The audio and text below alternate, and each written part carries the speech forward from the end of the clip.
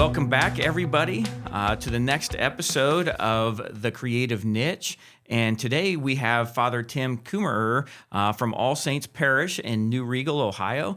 And we're going to just talk to him a little bit about the experience of what we was able to do there at their parish, but also just to get to know Father Tim a little bit better. So welcome to the podcast. Well, thank you, Jason. It's good to be here. Well, we appreciate you coming in. So just as just a quick, introduction for you. When was you ordained, Father? I was ordained in 1983. I was born and raised in Tiffin, Ohio. So Seneca County is where New Riegel is, and Tiffin is where is in Seneca County. So I'm just 12 miles from where I was born and raised. A middle child of 5 sons. My grandpa was the custodian of the church at St. Joe's in Tiffin, where I grew up. And so he spent his whole life taking care of the things of the church, taking care of the church building. And all of us 5 boys in our family, we followed my grandpa around on his pant legs, and every place he was, we went. And so I really learned as a little kid to love the things of the church, like to love the buildings and the structures and the steeples and the boilers and just all of that kind of stuff that my grandpa was in charge of caring for. So I grew up with a love for the things of the church as well as the work of the church. So there was 5 of you. And you was smack dab in the middle. Smack dab in the middle. 2 older 3? brothers, 2 younger brothers. Yep. Okay. So, and now does any of their vocations include ministry, or did you, what encouraged you to become a priest and to enter into the calling that the Lord had for you? I trace it back to my grandpa. I mean, just following him around and loving the church and the things of the church. Every single one of my brothers are involved in the life of the church. We went to Catholic schools and went to Catholic high school and all of that. My 2 older brothers went to Catholic university. And I really thought, we prayed every day for vocations. Every breakfast, lunch, and supper, when we said the Bless Us, O Lord, and we said 3 Hail Marys, and we always said a prayer for vocation. So our parents encouraged that. My gosh, all of us kids were servers, and we lived a block and a half from the church. You could spit on the church from our backyard. And so anytime they needed servers for weddings and funerals and all of that, we had a house full of 5 boys. They could always round 2 or 3 of us up to go down and serve. So, but I really thought one of my older brothers probably would be more suitable for the vocation to the priesthood than myself. But she was called. Yeah. She was called, and you answered the call. Yeah. It's been good and right for me. So at what age was you when you was ordained? I was 26 years old when I was ordained. I graduated from Bowling Green State University, had a degree in speech and hearing therapy, and it was from my experience in Bowling Green that my vocation and my discernment really came to fruit. I had a great pastor at the Newman Center there that really was helpful for me in my discernment. So when I graduated from Bowling Green, like 4 days later, I started summer school at St. Meinrad in southern Indiana at a Benedictine monastery, and had to catch up on my philosophy courses, which I didn't get from my college education, and then started right into theology. So when you started at Bowling Green there, you wasn't quite determined at that time that you was gonna. I was trying to escape my vocational call. I see. My brothers went to the Catholic university, and I said, let me go to the state university, and I'll drink and smoke and all those kind of things and, lead wild and crazy escapades, and like none of that ever happened. And I just fell more and more in love with the church while I was there. So, yeah. Isn't it funny how sometimes when we try to run from God, that's where God finds us? Oh, God is faithful. Yeah. God is faithful. He is always... in my personal situations, I find that we always have 2 choices. We can either run towards God or we can run away from Him. And even when we think that let's not do this or do that at this time, the Lord always has a way to bring us back to faith. God is in everything. One of the first things I learned as a kid, where is God? God is everywhere. And that is absolutely faithful. So I think there's more than just two choices. I think there's a whole myriad of choices. And I think we can find God embedded in all of those. Wherever we are, God is. So, well, that's awesome. Yeah, we appreciate the little bit of history, a little bit about you, and how you as a man of faith, how you maybe thought that you didn't know that that's where you wanted to be, but how God steered that direction. My first assignment was in Fremont at Sacred Heart Parish, and I taught part-time at St. Joe Central Catholic, loved teaching high school kids. Second assignment was at Lima, St. Charles, big parish, great experience for me. My next assignment was in Zimbabwe, went to work for the diocesan mission that we had established in Zimbabwe, was there for 9 years.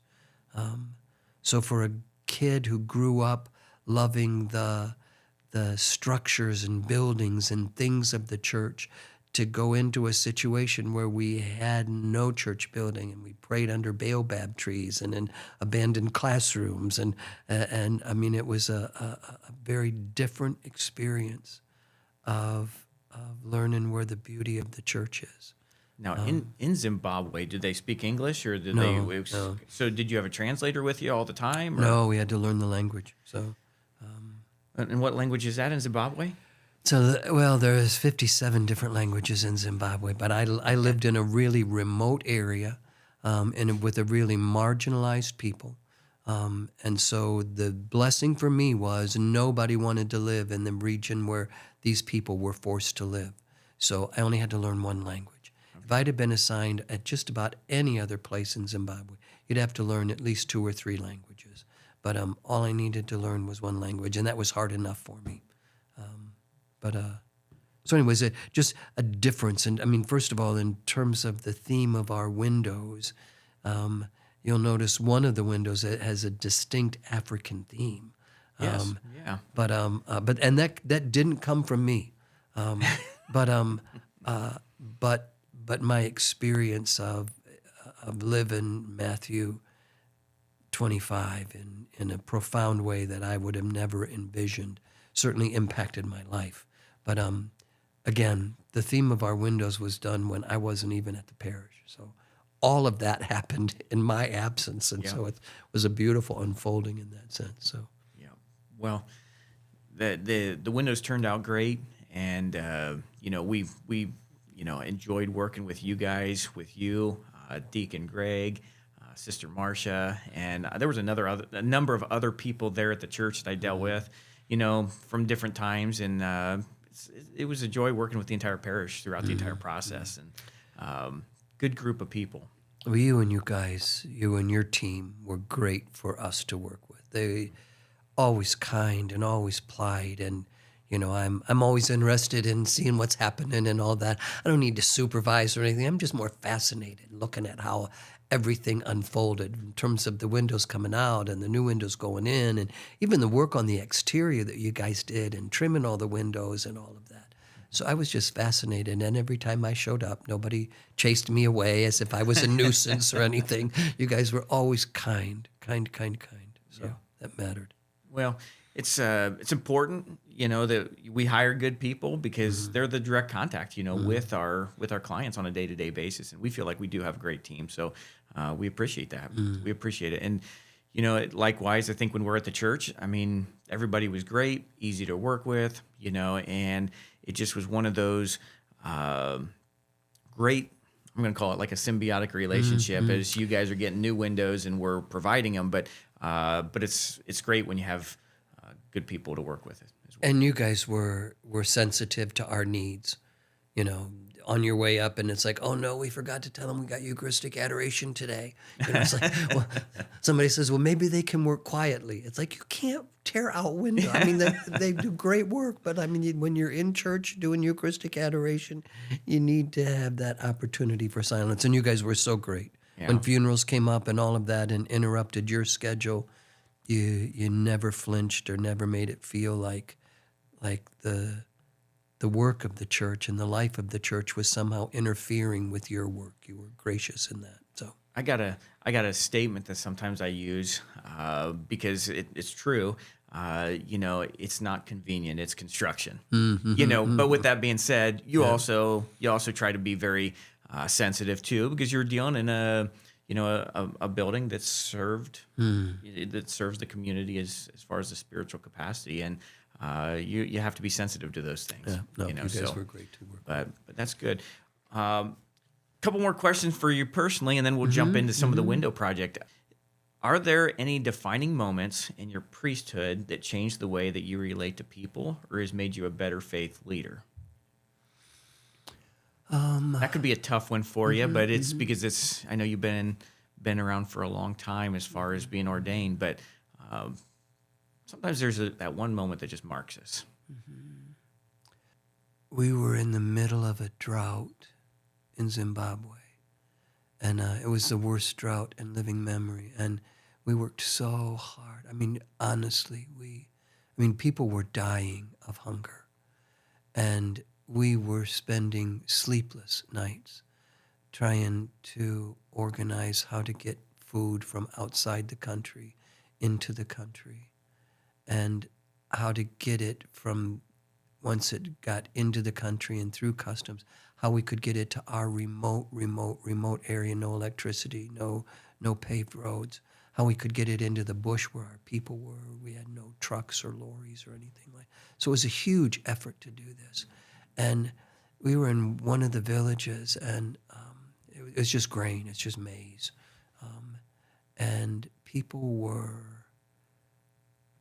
lining up, and we didn't have enough maize in that truck to feed everybody who was there. And so they're all coming up, and they come up with these big 5-gallon buckets that they would carry back home on their heads of grain that they would have to grind and pound and all that just to make it into a kind of meal that they could cook up. Anyways, they're loading the grain into these buckets, and they're heaping the buckets just full, like over the rim, and the grain is falling on the ground. And it's like, I'm thinking, how can they be so wasteful? Oh my gosh, I was seething.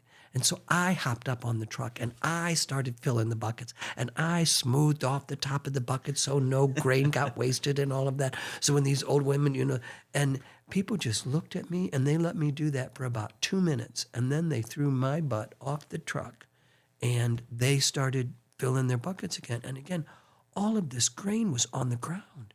And it's just like, how can they be so wasteful? After everybody had already filled their buckets, as many people as could, they pulled the truck forward, and all this just covered with more maize on the ground. And they let all the widows come forward and gather up the extra grain that had fallen on the ground.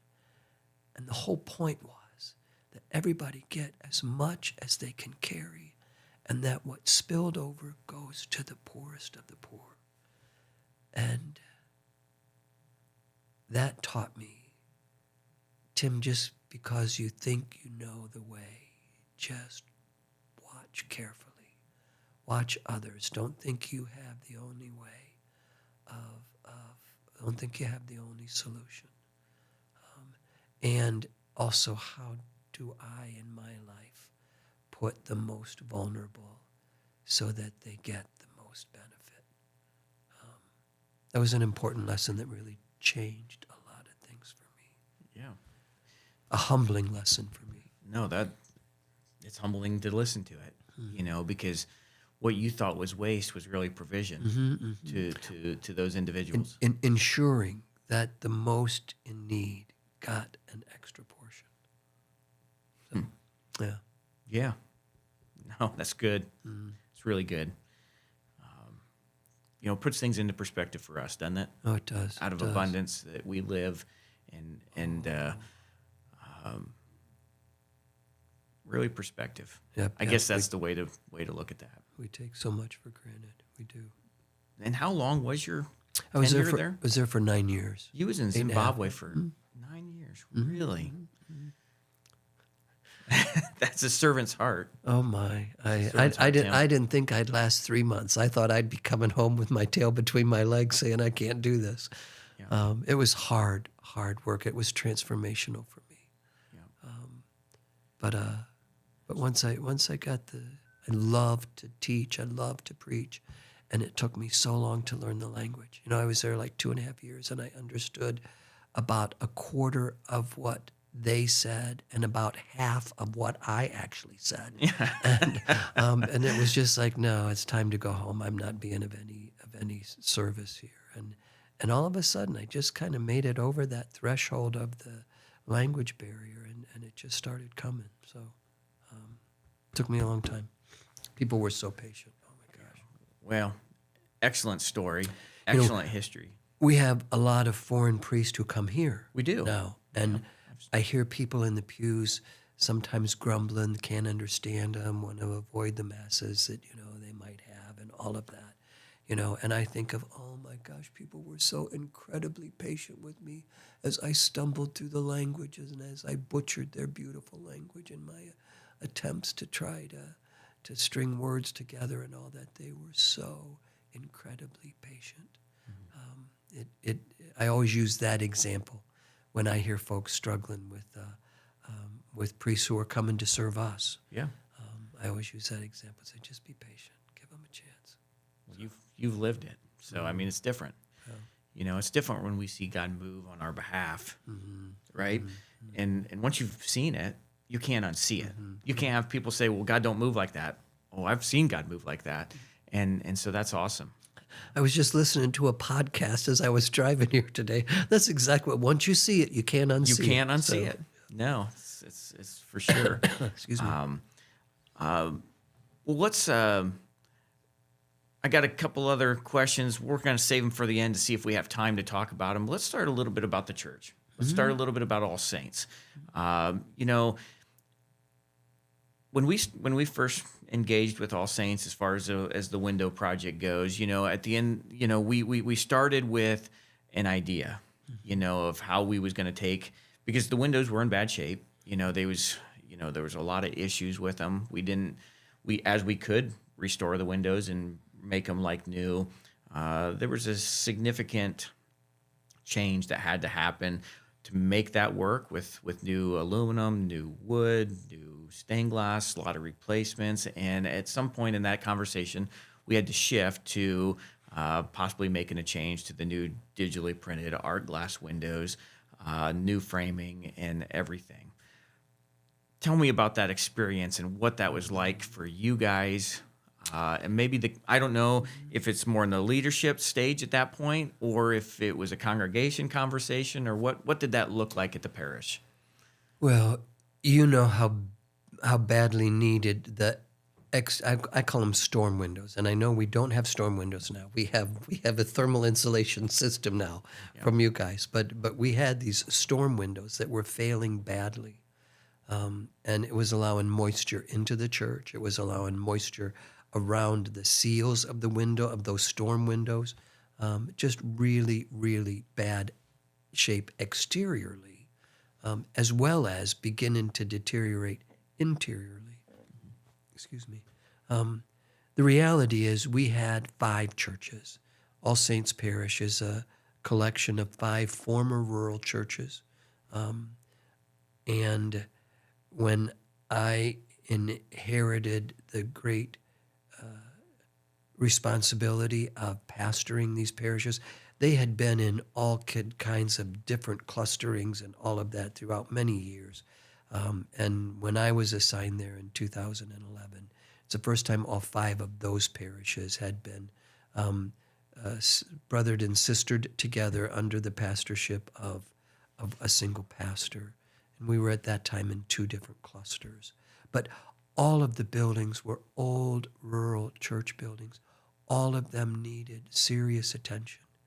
And we knew that collectively we didn't have the resources to refurbish and to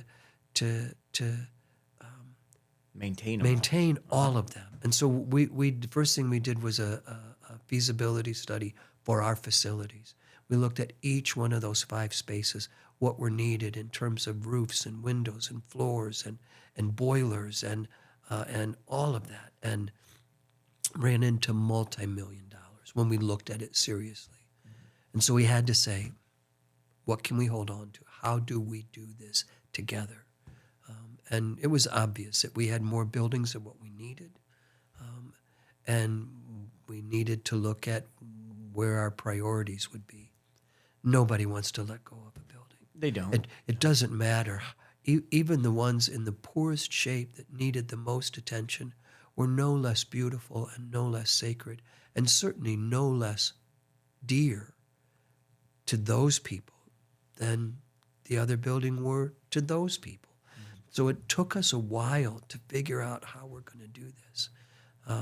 And they were painful decisions. We had 6-7 years of doing listening sessions where we just sat around the same table and we listened to each other and we listened. We tried to say, what can we do for the common good?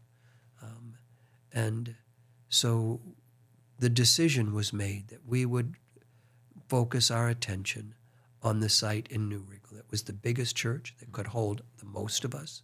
It had a school building still attached to the property that could sustain our religious education programming and all of that. And it had a rectory for the priest to stay in. Most of the parishes had long lost their rectory, and some of them never even had a rectory. They never had a resident pastor who lived there. So we decided on New Riegel. But during all that time, every single one of all of the buildings just continued to deteriorate. We said we're not going to put any money into any of them until we decide where we're going to land. Sure.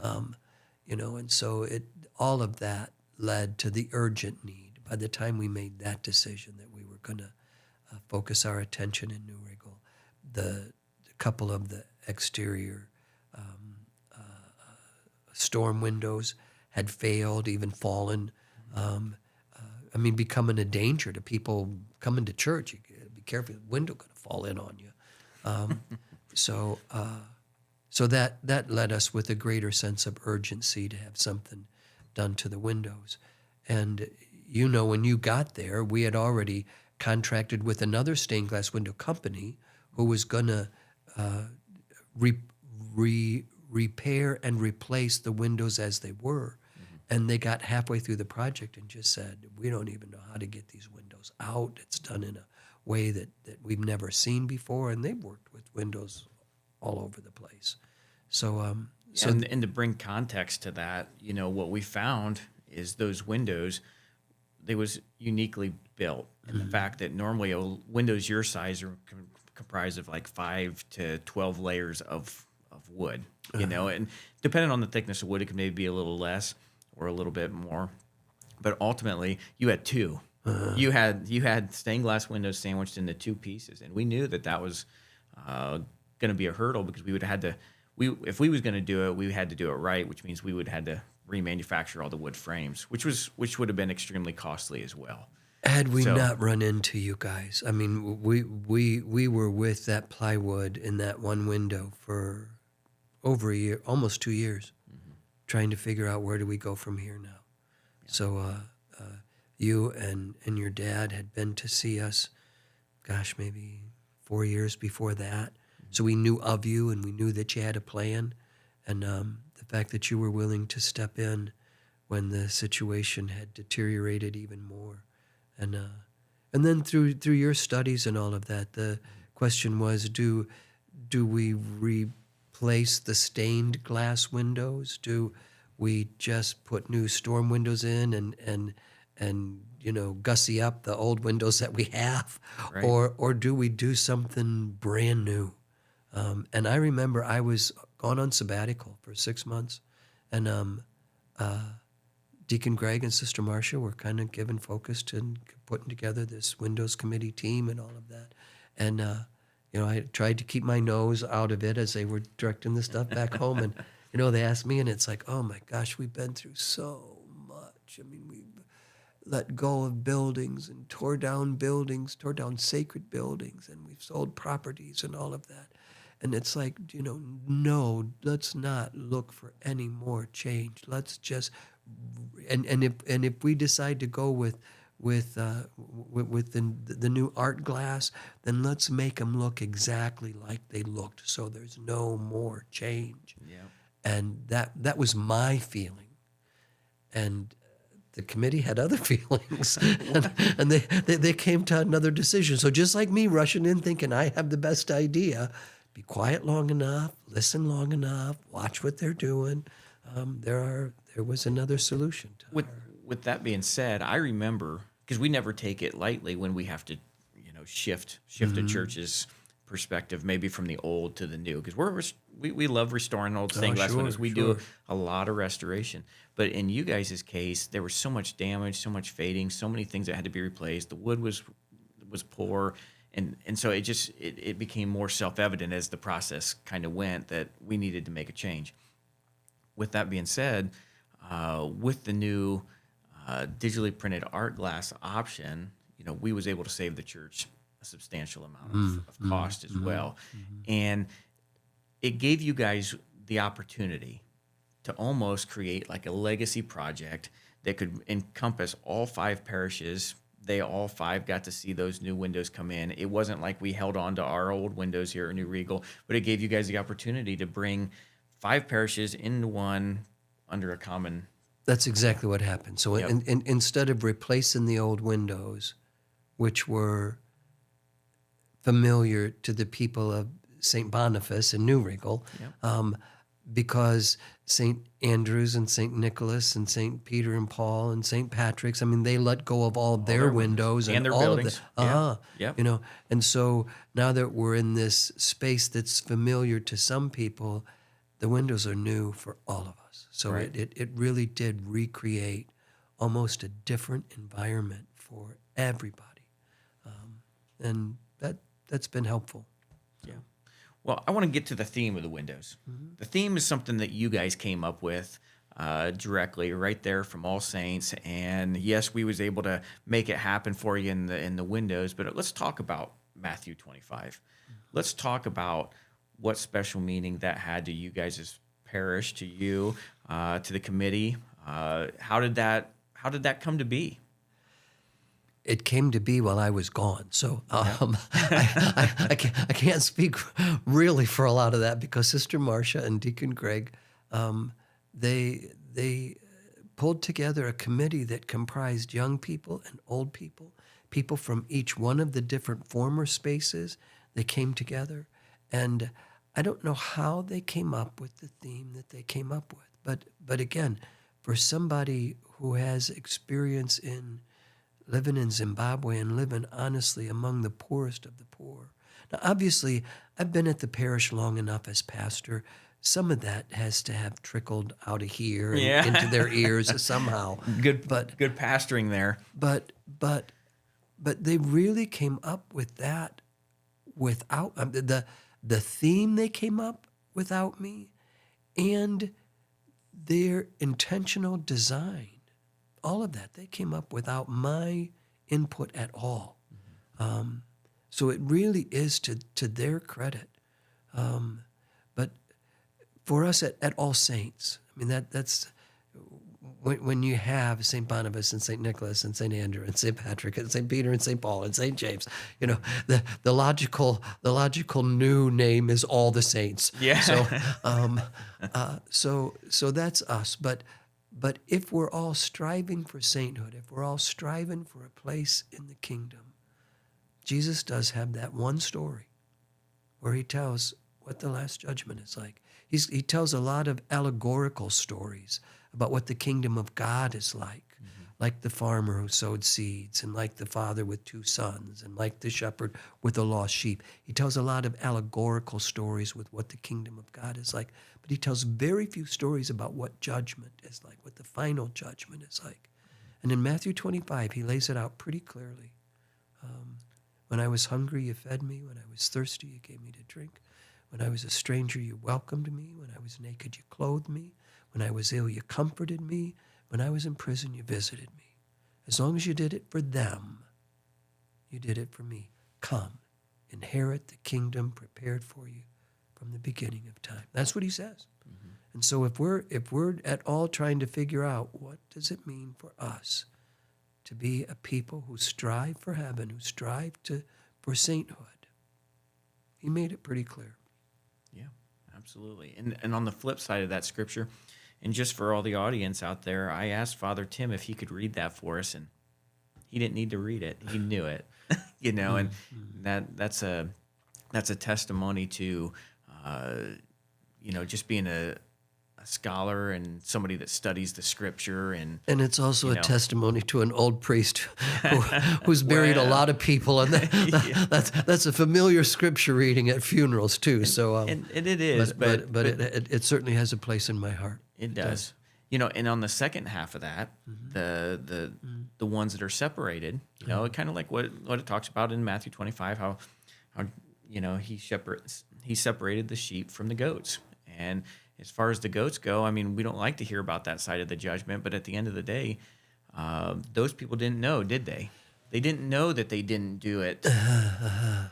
And so we know in the story, they didn't know that Jesus was in everyone, and particularly in the most in need. But we know that. Somebody just told me, they said, these windows are hard. When I'm walking up for communion and I'm passing through the stories that these windows tell, I have to ask myself, am I doing that? Am I doing that? Am I doing that? Mm-hmm. So they're very instructional. It was fascinating. You guys did a tremendous job. Your artists here, because the committee was adamant that we want these windows to look not like us, not like you and you and you and you, but right. but to not look like they come from centuries ago, or not look like they come out of a Bible somewhere. We want them to look like people like us who are doing the work that we're supposed to be doing. And so they span a couple of generations, but they don't span into antiquity. Mm-hmm. They're supposed to be a reminder that we're supposed to be the people who are doing this. And you guys did a brilliant job of creating a traditional, putting a contemporary look into a traditional style of windows. So not modern, but contemporary. Yeah. Beautiful job. We tied some of the old with the new, and what Father Tim is talking about is you guys had the idea of putting these in most of the windows. The people are in modern day clothing. Mm-hmm. The one that I can think of off the top of my head was the judgment seat. That we still had Jesus in traditional, the traditional sense of dress that we would have seen there at Bible times. But All Saints had the idea of putting the rest of the windows in modern day clothes, or like you said, the last couple centuries worth of modern day clothes, because you guys wanted to inspire the current generation to say, it's you. It's not 1,000 years ago. It's you today that are supposed to be doing these things. And we wanted a representation of men and women. We wanted a representation of youth and young people, because we've got a lot of young people in our parish. We also wanted a representation of nationalities, of the global sense, of the universal sense of the command of Jesus being lived out by people of every nation. And we're a pretty white, rural community. Mm-hmm. And our windows respect the great diversity that is the global church, and the great diversity that is the global family. And we did that with intention. That's I won't say uncomfortable, but that it's different. It's a stretch. It's a stretch for people, and it's a stretch for some of our people. Yeah. Did they receive it well? Did the congregation receive it well? I guess. And I mean, when I say that, yes, it's different, and some people might have their opinions. We understand that, but overall, the reception of the windows wonderful. Wonderful. Visitors come. Had a funeral for somebody who they're like 2 generations ago, their ancestors are buried in our cemetery. And so these people have never been parishioners at our cemetery, but their parents died, and so they had plots where their ancestors were. So people from all over the northern part of Ohio came for this funeral. They were agog. We had booklets printed up. The windows are going to be blessed this Sunday by Bishop Daniel Thomas, and he's coming to bless the windows. So we had booklets printed up and all that. The booklets we didn't have yet. People were coming back after the funeral dinner. Is the church going to be open? Like, we want to come back. We want to take pictures of these windows. So all kinds of affirmation. There are some who find them to be too challenging. Yeah. There are some who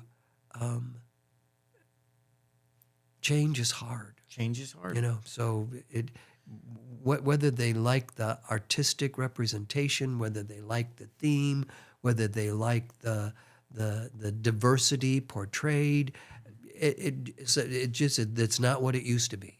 Right. I liked what we had before.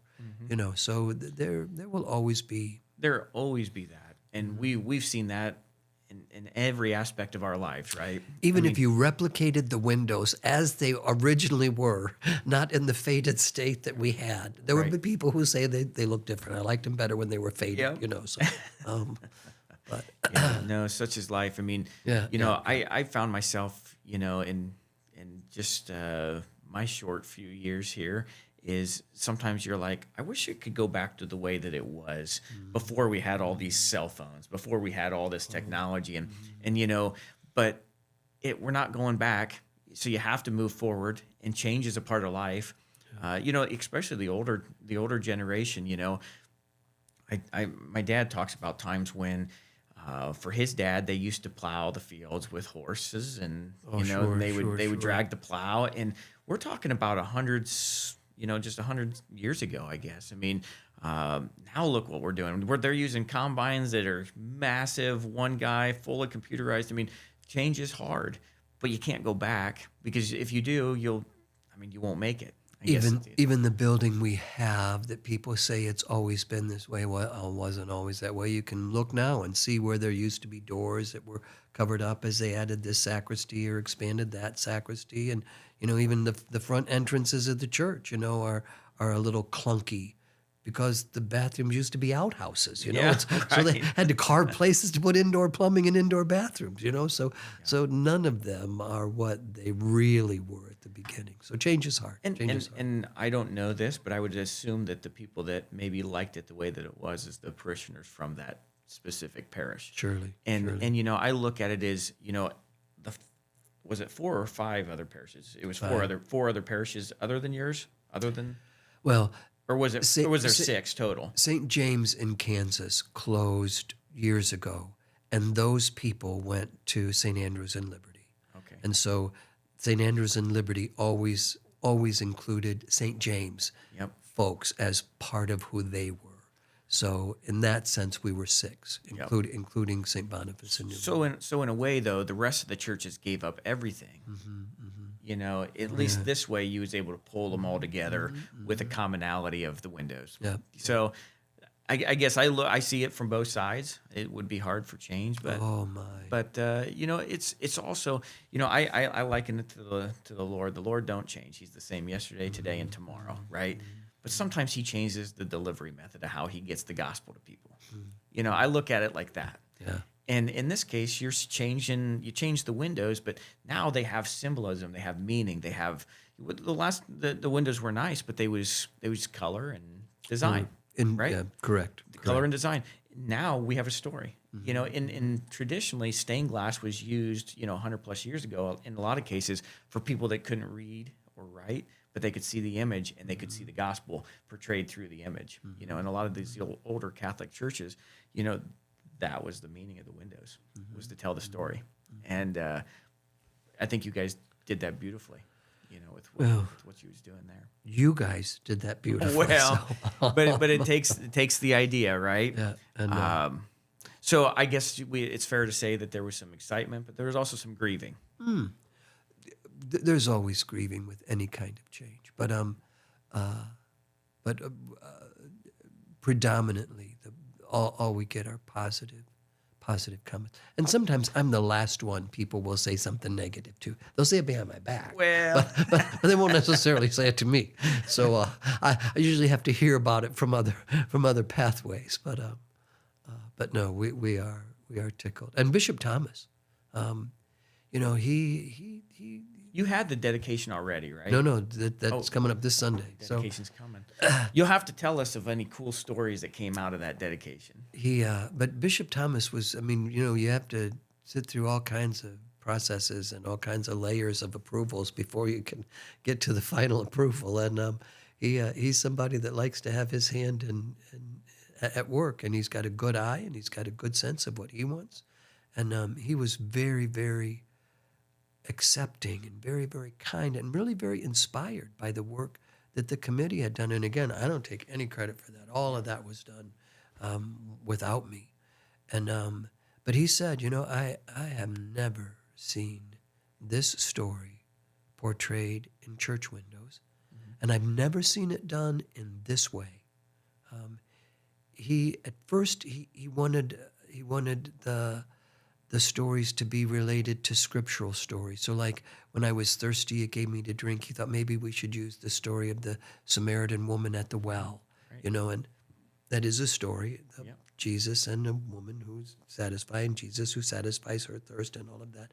But our committee just said, no, that's not what we want. We want this to be showing us how we do these things. And Bishop heard that, and he was very, very accepting of that. And then to the point where he wanted to see the faces of the people who were on the window committee. He wanted to see their actual faces in the windows. And they're all going, no. When I was sick, you came to visit me. There's an image of a Down syndrome man who's visiting a sick person, and there's a woman in a wheelchair who's there, and in the big window, in the front window, of Jesus inviting all to himself. There are people of every age, and somebody with a crutch or a cane. And so really important that we saw people of every ability also portrayed in the windows.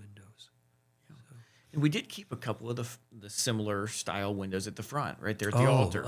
And so that did keep a little bit of the historic type appearance for the church. The windows in the sanctuary, the windows that everybody sees, and so we really wanted to try to keep those as close to what they remember as possible. You did a beautiful job with the Sacred Heart of Jesus. The image of the Immaculate Heart of Mary. Mary's face had really deteriorated a lot, and was a more masculine representation, I think, in her face. And so we wanted her softened a bit and feminized just a little more. You guys did a beautiful job of keeping the same colors and the same stature, but softening Mary just a bit. You did a great job, beautiful job. Well, I can't take credit for that, but we'll let the artists know. Whoever your artists are, they did a great job. They did a great job because they do. We got a phenomenal staff, and I can't stress that enough. We always give them a lot of props. The guys that are out there doing the work. I mean, we trained them, but they're the ones that are doing it. They're the ones, swinging the hammers and making it work good. And as far as you guys are concerned, I mean, we took a pretty serious maintenance issue off your plate for a long time. Because we did brick-to-brick aluminum with the aluminum frames, and then how we was able to build aluminum structures out and around the current wood. So, I mean, you guys are set. I don't know that anybody notices that. When it's peeling and it looks terrible, everybody notices it. But like now that it's all fresh, but I notice it every time. I notice all the aluminum work and all of that, and I am so grateful in terms of the maintenance-free effort that you guys left us with. That was great. The other thing in the windows is we're a rural parish, and so there are like wheat shocks in every window. And there are grapevines in every window. Now, wheat and grape, that's very Eucharistic. It's very Catholic and all of that. But it's also really rural. It's also symbolic of who we are as a people. And you guys did a beautiful job of incorporating that into all the windows. Yeah. So what's, I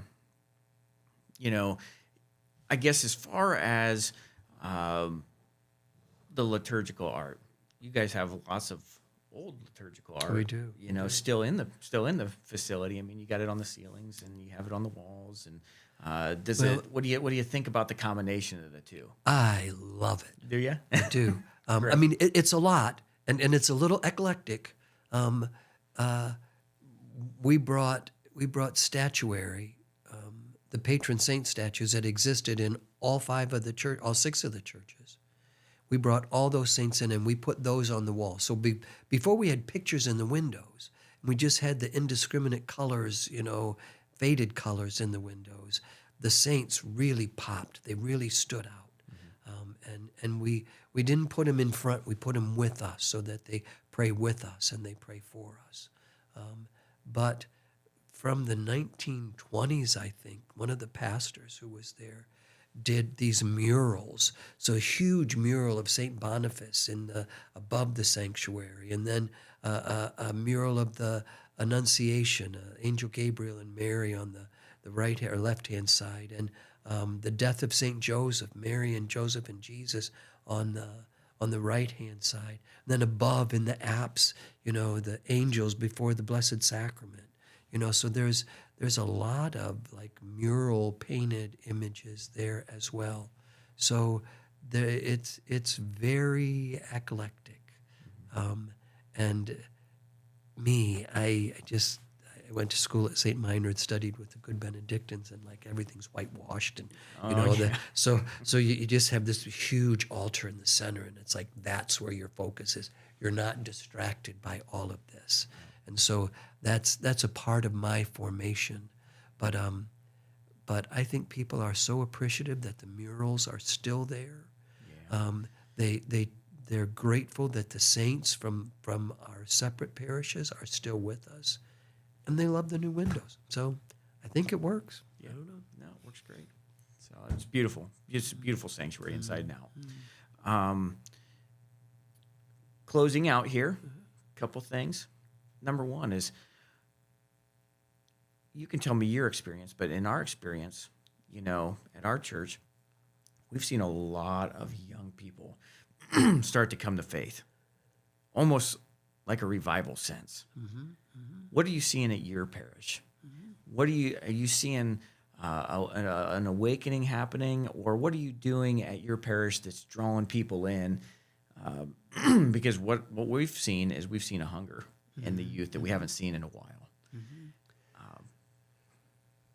I'm not exactly sure yet. In terms of what we're seeing, because we're a rural parish, we have always had a sense of like rootedness. When other parishes were struggling in terms of getting young people engaged and all of that kind of stuff, we didn't. We had high numbers of young people marrying and baptizing their babies and actually staying active in the church. Throughout COVID, we had cameras already installed in church. And so when other people were feeling distant from their churches because, things had closed down and all of that, our folks still felt very connected because every daily mass we still live streamed and just all of that. So we had a strong connection there. We're at a difficult place in our nation. We're at a very polarized kind of place. Our mission at All Saints is a place for everyone. Now, you got to remember, we're at 5 different churches that are coming together at one site, and our whole perspective was our arms are wide enough to hold all of us, and the arms of Mother Church are wide enough to hold all of us. And that means we've got some traditionalists and we've got some more progressive and everybody in between. And the arms of the church are big enough to hold all of us. And I think as we find this revival coming, some of that's a little lopsided, I think. So some of it, I think, still expresses a bit of that polarization. And we're really intent to say we want to be a fertile ground where everybody feels like they can come. And so we're still trying to create that space and trying to work that space. So Well, you need that fertile ground, and that's the we do. That's where the 30, 60, and 100-fold happens. So, but okay. Well, we sure appreciate you coming to speak with us today, Father, and tell us a little bit about your church project. Tell us a little bit about yourself. The dynamics of the church, and everything in between. Well, I tell you, in terms of the windows, we are so grateful to you at Windows Creation, to you and to your dad and to your brother and to your whole family, because it really is a family kind of organization here. It is a big and family. so we are grateful to your family. We're grateful for the faith of your family, because it was never just a contractual business kind of thing with you guys. It was evident that you loved the church and that you loved the gospel and you loved the work of the church. And so we were grateful to be in partnership with you. Again, I can't say enough. Sister Marcia Bowes, a Tiffin Franciscan sister, Deacon Greg Siebenaller, they were really the ones who guided this, and their team of 12 people in terms of the windows and putting all of that together. And I am like the luckiest pastor in the world. Great group. We've done a lot of hard work. There are a few pastors that have ever pastored 5 separate parishes or have had the task of listening and working and trying to figure out how do we do that and tearing down buildings and just all of that. That's hard work on a community. So we have not had an easy pathway forward, but I am so blessed and so lucky to be a pastor with folks who are willing to do the hard work of building up the church. So absolutely. All right. Well, everybody, I hope that you've enjoyed this episode of The Creative Niche with Father Tim Kummerer, and we welcome you back next time. But for today, that's all we have. Thanks again. We'll see you. God bless.